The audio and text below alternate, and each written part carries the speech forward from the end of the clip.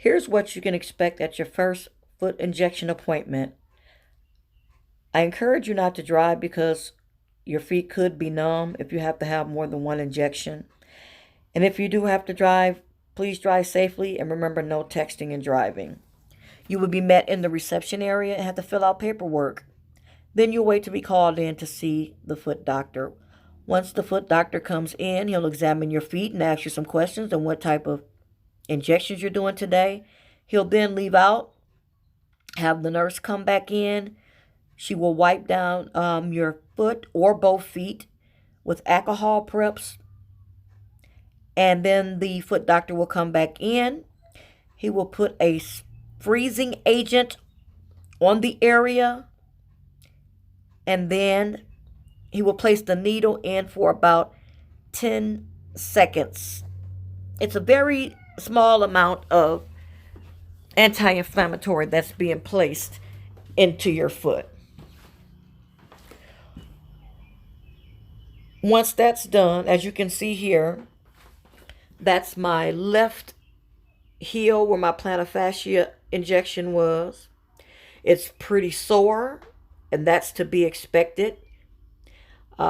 This is the Morton's Neuroma injection, and that's the one where your 3 toes there will be pretty numb, maybe up to 72 hours. So that's why they encourage you not to drive.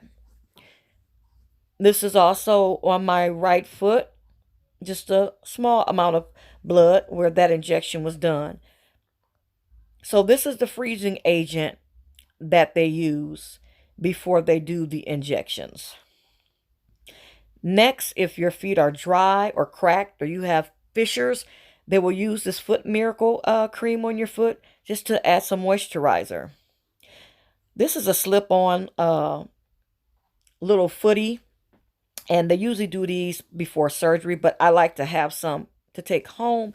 That way I can put ice in them when I have to ice my feet every 20 minutes on and 20 minutes off after the injections.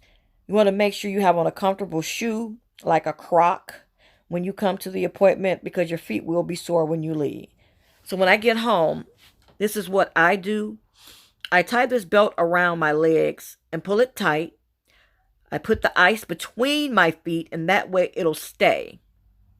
And you don't have to worry about slippage. There is a possibility that you will see or experience some bruising. That is normal. Remember, for the next 24 hours, refrain from strenuous activity and practice the RICER: rest, ice, compression, elevate, and referral.